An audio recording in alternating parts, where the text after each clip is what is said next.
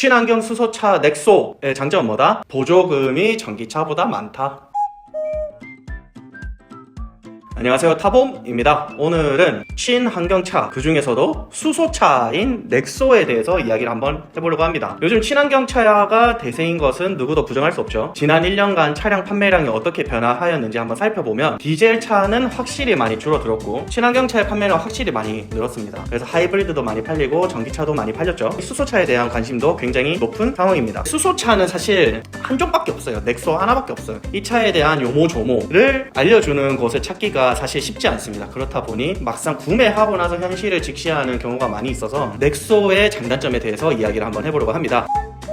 자, 우선 수소차의 장점 1. 친환경차이다. 그렇죠. 2. 보조금을 받는다. 전기차보다 많이. 단점이라면 수소차의 단점 첫 번째, 넥소밖에 없다. 우리나라에서는 수소차라고 쓰고 넥소라고 읽으면 됩니다. 그리고 두 번째, 충전소 문제. 충전소 개수가 적다. 세 번째, 충전료와 주행거리 문제. 이 세 가지 문제에 대해서 한번 이야기를 해보려고 합니다. 보다 자세히.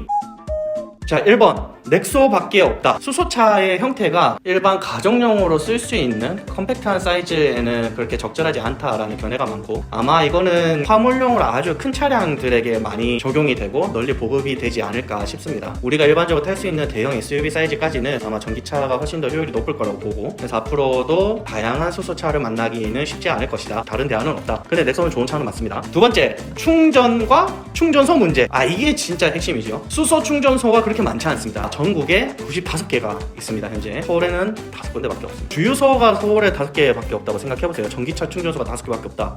말이 안 되죠. 그리고 전문가만이 충전을 할 수 있다. 우리가 지금까지 알고 있는 주유소에는 셀프 주유소도 있죠. 그래서 직원이 없다고 하더라도 내가 직접 주유를 하고 뭐 결제도 하고 뭐 이런 과정이 있기 때문에 무인으로 운영이 되니까 24시간 운영이 충분히 가능하죠. 그런데 전문가만이 할 수 있다는 이야기는 뭐다? 직원이 출동을 해야 된다는 거죠. 직원이 출동해야 된다는 이야기는 24시간이 아니다. 보통 저녁 8시 정도면 문을 닫는 곳이 많습니다. 충전소마다 조금씩의 차이는 있지만 24시간 하는 곳은 현재 제가 찾아봤을 때는 울산에 한 군데밖에 없었습니다. 전국에서. 만약에 내가 늦은 밤이나 아주 이른 새벽에 이동을 해야 되는데 갑자기 연료가 부족해. 그럼 어떻게 해야 되나? 그 근처에 있는 수소 충전소가 문을 열 때까지 기다릴 수밖에 없어요. 그래서 이게 굉장히 불편함을 초래할 수 있다. 그리고 많이 기다릴 수 있다라는 것이 문제입니다. 이게 무슨 말이냐면 내가 줄을 서다가 내 앞에서 끊겼어. 왜 앞에 수소 다 충전해버려가지고. 그러면 이 충전통을 다 채울 때까지는 이용할 수 없어요. 나는 연료가 없어가지고 빨리 충전하러 왔는데 여기 충전소에 수소가 없어. 그러면 어쩔 수 없이 기다릴 수밖에 없다. 이런 문제가 있다는 거죠. 그리고 안정성이 아직까지는 많이 떨어집니다. 안정성이 떨어진다는 게 수소 충전 탱크가 폭발한다 이런 건 아니에요. 오히려 수소 연료요 탱크가 폭발할 일은 사실상 거의 없다고 보면 됩니다.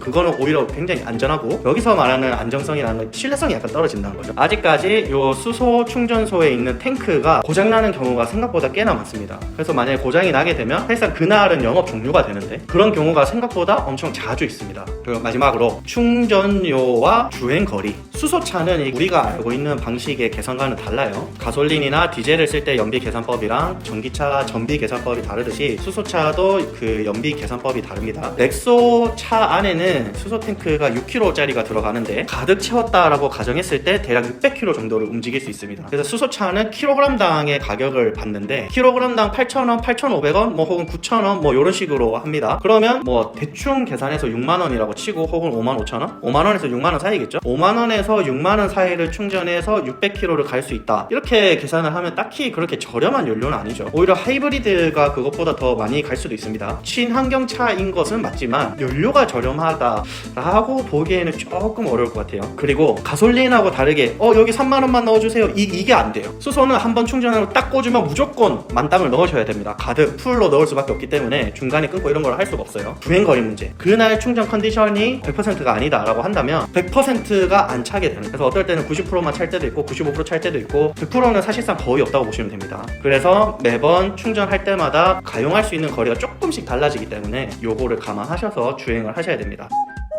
자, 그래서 정리하자면 수소차의 장점은 친환경 차이다. 그리고 보조금을 받는다. 전기차보다 많이. 라는 이렇게 좋은 장점들이 있지만 치명적인데 잘 알려지지 않은 단점들이 있다고 말씀드렸습니다. 수소차는 넥소밖에 없다. 넥소 말고 다른 수소차는 없어요. 수소 충전과 그리고 수소 충전소의 이슈들이 있다. 충전소 객수가 적다. 그리고 전문가만이 충전할 수 있다. 그래서 24시간이 없다. 그리고 안정성이 많이 떨어져서 내가 충전하러 갔는데 충전 못할 수도 있다. 충전하는 게 생각보다 만만한 일은 아니다. 그리고 마지막으로 충전료와 주행거리. 수소 충전 비용은 생각보다 그렇게 저렴하진 않다. 주행거리가 매번 편차가 심하다. 충전하는 컨디션에 따라서 많이 달라진다. 오늘은 수소차를 타게 되면 겪을 수밖에 없는 이슈 사항들에 대해서 한번 알아보았습니다. 친환경차를 구매하려고 하는데 전기차를 살지 수소차를 살지, 근데 마음은 수소차로 기우는데 이거를 선뜻 구매해도 될까 고민이 된다? 그럼 뭐를 해라? 타보면 된다. 실제로 오너들이 겪었었던 이야기를 듣다 보면 아, 내가 이 차를 구매하면은 이러한 그림이 펼쳐지겠구나 라는 거를 보다 더 생생하게 현실감 있게 들을 수 있습니다. 오너에게 듣는 정보가 진짜 정보인 거죠.